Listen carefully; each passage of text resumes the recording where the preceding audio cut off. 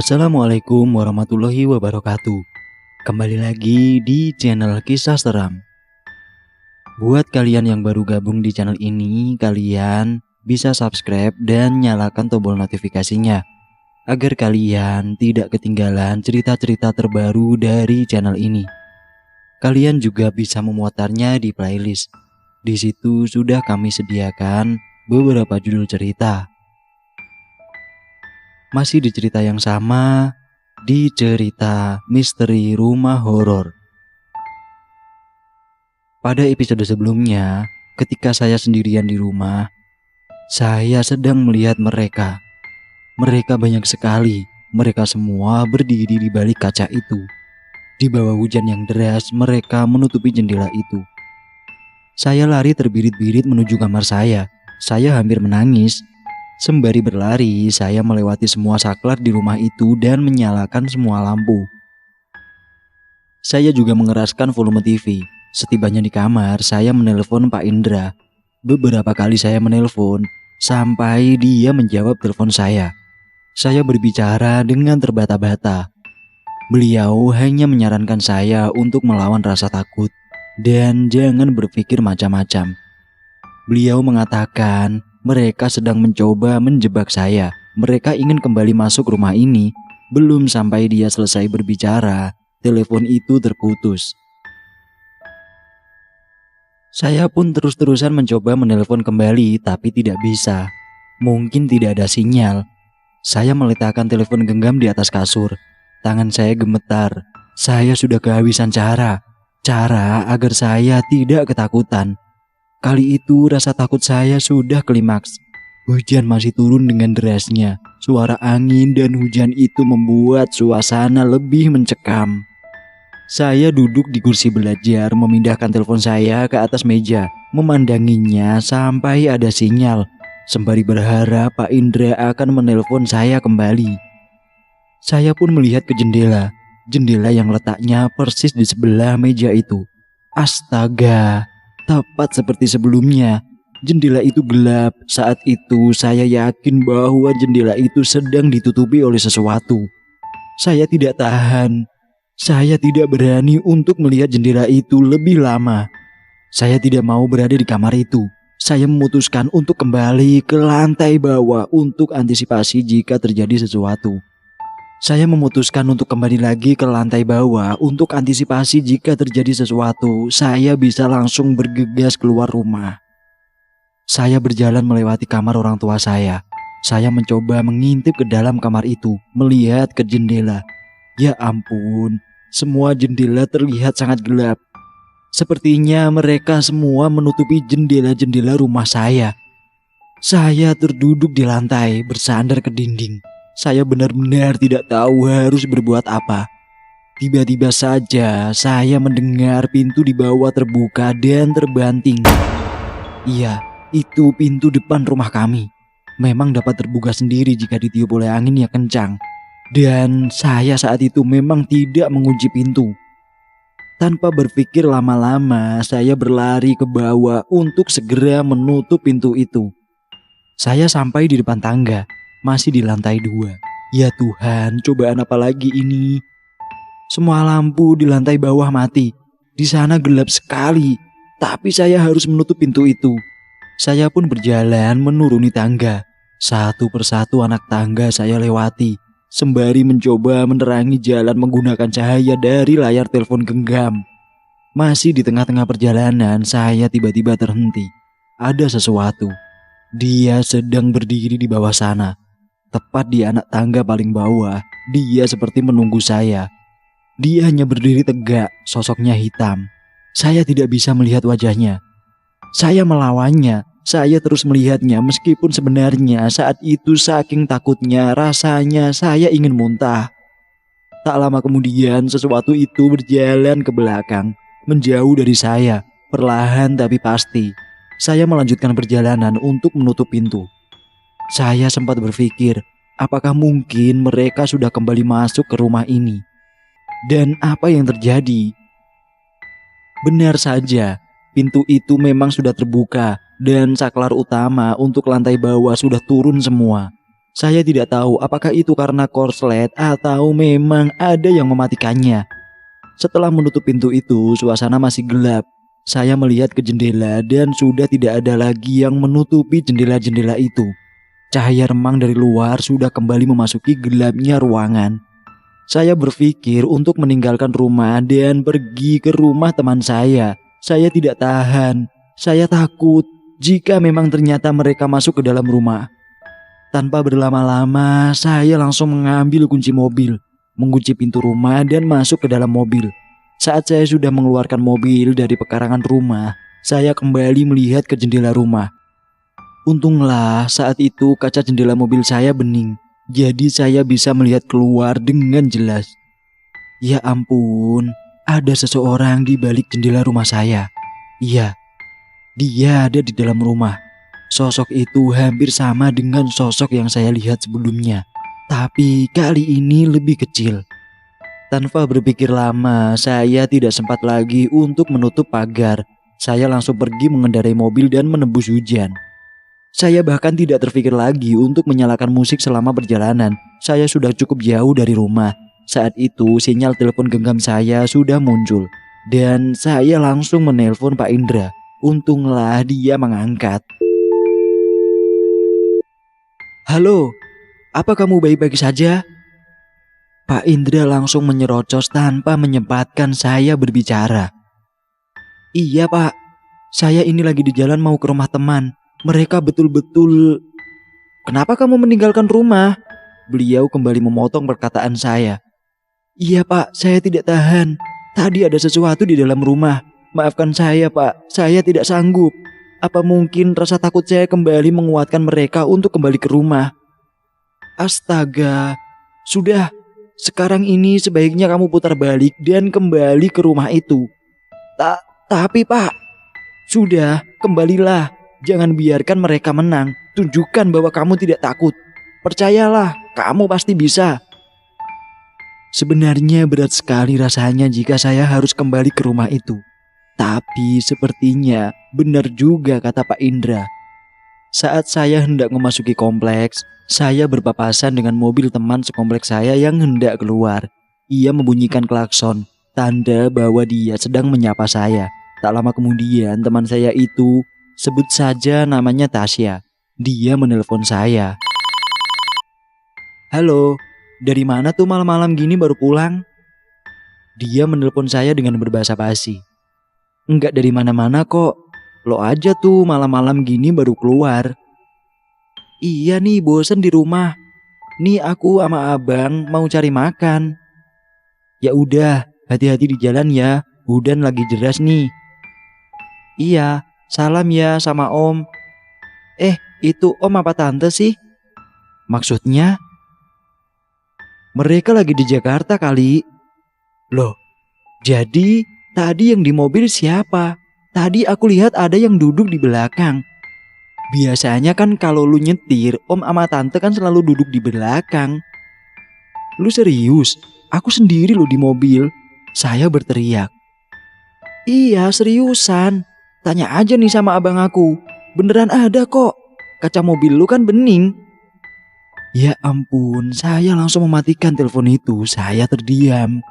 Saya melihat ke kaca spion tengah ke arah kursi belakang. Di situ tidak ada siapa-siapa. Jadi siapa yang Tasya lihat tadi? Saya merinding sejadi-jadinya sembari melanjutkan perjalanan ke rumah.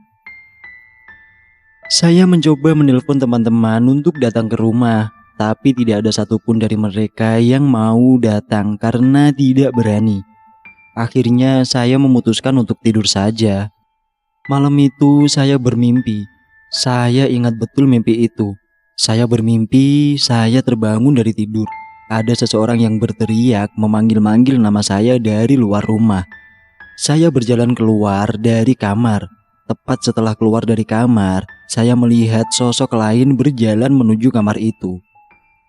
Saya berjalan mengikutinya ke dalam kamar. Kali itu sosoknya putih dan dia terlihat ramah dengan saya. Dia berbicara dengan bahasa aneh, tapi saya bisa memahami maksud dari perkataannya. Dia mengatakan bahwa dia tidak berniat mengganggu saya. Saya tidak perlu takut dengannya. Dia mengatakan bahwa dia tidak berniat mengganggu saya. Saya tidak perlu takut dengannya. Dia sudah selama ini memperhatikan saya dari jauh dan mencoba melindungi saya, tapi tidak bisa. Saya bertanya kenapa. Dia kembali menjawab belum saatnya. Masih di dalam mimpi itu, saya duduk di kasur kamar kosong itu dan tertidur di atasnya. Pagi harinya, saya langsung kaget bukan main. Saya benar-benar berada di dalam kamar itu. Maka dari itu, mimpi itu masih teringat dengan jelas dalam benak saya. Baru kali itu, saya bisa tidur dan bangun di tempat yang berbeda. Dan kali itu pula, untuk pertama kalinya saya merasa tidak takut sedikit pun berada di dalam kamar itu.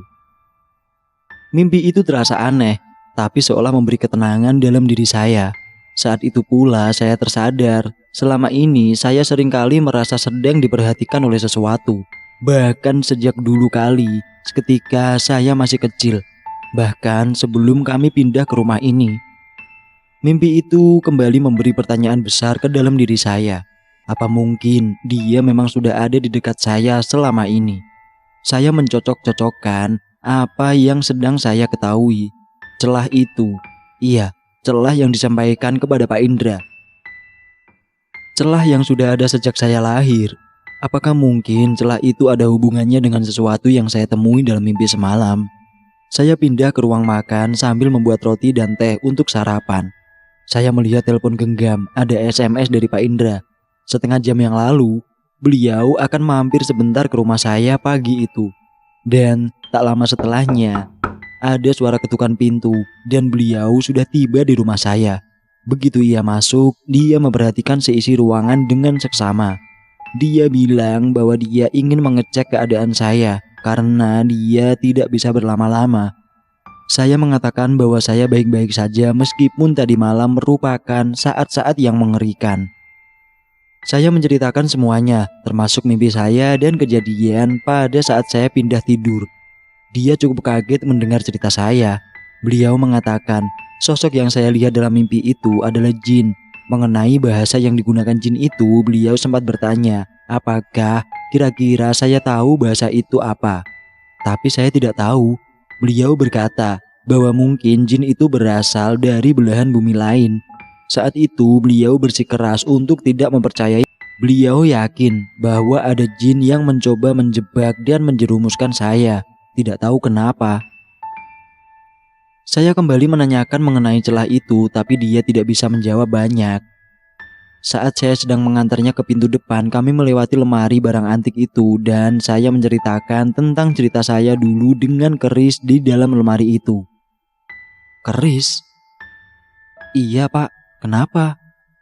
Kenapa kamu tidak bilang bahwa ada keris?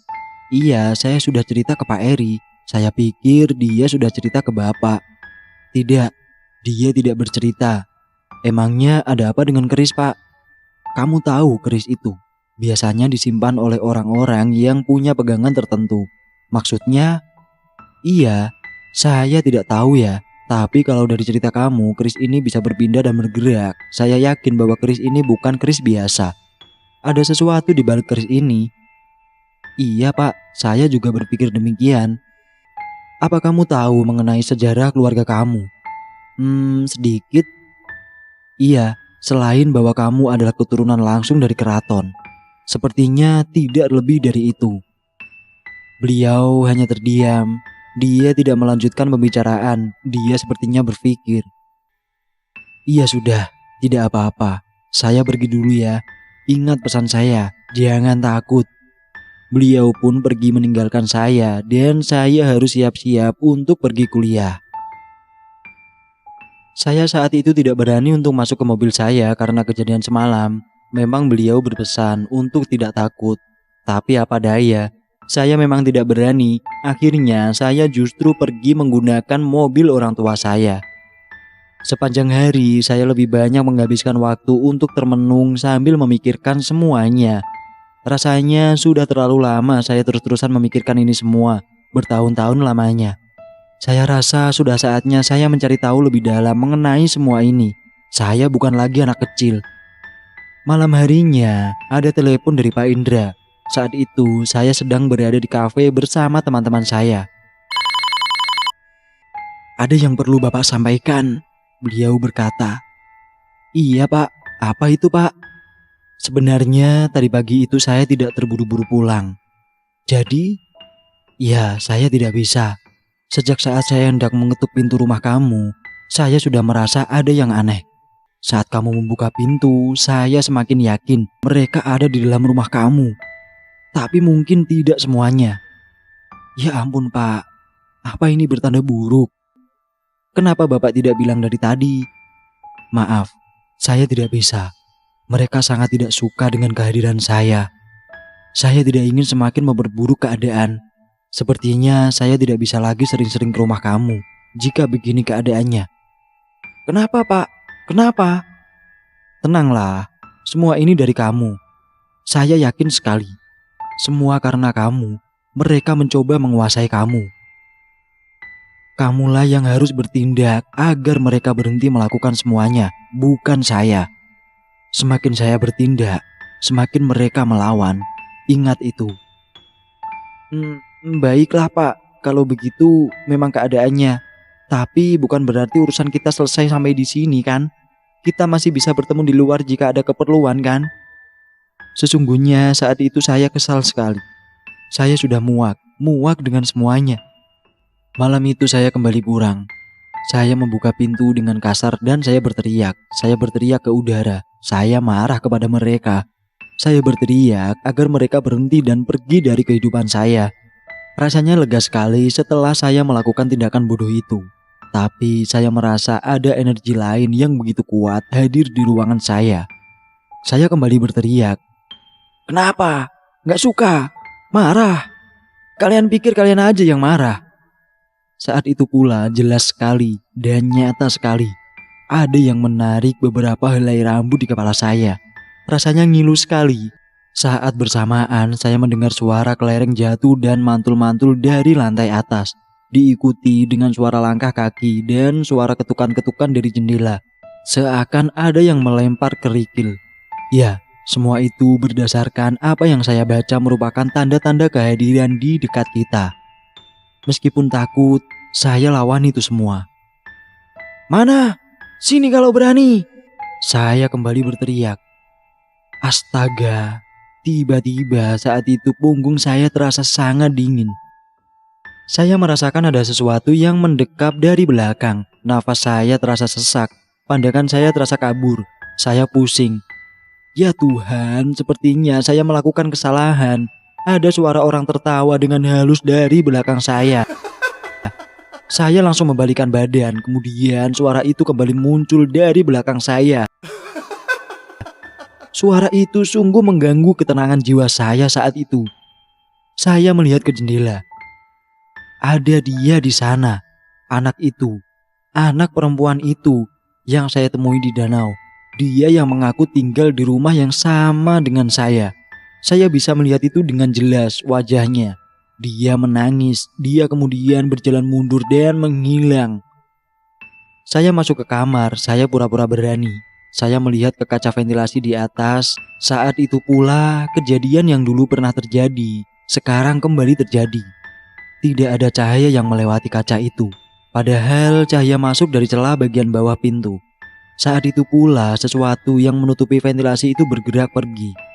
Saya mengambil gulungan aluminium foil dan menggunakannya untuk menutup kaca ventilasi itu. Saya tidak mau melihatnya lagi di balik ventilasi itu. Selesai saya menutup ventilasi kamar, ada suara mengetuk pintu sembari memanggil nama saya. Suara itu suara ayah saya. Aneh sekali. Saya lawan itu semua dan berlari menuju lantai bawah untuk membuka pintu. Namun tentu saja tidak ada siapa-siapa di balik pintu itu, melainkan seekor ular. Seekor ular berkerumunan yang warnanya hitam pekat sedang merayap di teras rumah saya. Saya spontan kembali menutup pintu. Saya pergi menghindari pintu. Saya menelpon Pak Indra. Beliau mengajak saya untuk bertemu di luar. Malam itu, jika saya bisa, tentu saja saya menyetujuinya. Saat saya hendak keluar rumah, ular itu sudah tidak ada lagi. Ular itu sudah pergi entah kemana. Malam itu saya pergi menjumpai Pak Indra di warung kopi. Beliau terlihat serius. "Duduklah, ada yang perlu saya sampaikan." "Iya Pak, saya juga ingin menyampaikan sesuatu." "Baik, kamu saja duluan." "Saya sepertinya melakukan kesalahan. Saya melawan mereka, saya berteriak kepada mereka dan menantang mereka. Lalu, iya, mereka menyerang saya kembali, tapi kali ini lebih parah. Bukan hanya suara-suara aneh, bahkan rambut saya terasa ditarik-tarik dan ada ular di depan rumah saya." "Nah, itu dia." "Apa itu Pak?" "Begini, saya belakangan ini memang fokus ke masalah kamu. Baru kali ini saya temui masalah yang begitu rumit di rumah seseorang. Kita sudah melakukan banyak cara, tapi sepertinya tidak berhasil. Semakin lama, semakin banyak yang terjadi. Semakin banyak yang kamu sampaikan, sepertinya ini semua bukan berasal dari rumah kamu." "Terus jadi gimana Pak?" "Ya, saya yakin sekali. Saya sudah lama kenal dengan ayah kamu juga. Kali ini saya berurusan dengan kamu. Sejak awal saya sudah merasa ada yang aneh dengan kalian berdua. Ada sesuatu pada diri kalian." "Apa Pak?" "Saka, jin Saka." "Apa itu Pak?" Saya merinding. "Semua ini bukan karena rumah kamu. Bukan karena ada jin di rumah kamu. Karena dimanapun itu, di rumah siapapun, di tempat apapun, ada jin di dalamnya." Bersambung. Terima kasih sudah mendengarkan ceritanya. Jangan lupa subscribe dan nyalakan tombol notifikasinya agar kalian bisa mendengarkan kelanjutan cerita dari misteri rumah horor ini. Dan sampai jumpa di kesempatan selanjutnya. Assalamualaikum warahmatullahi wabarakatuh.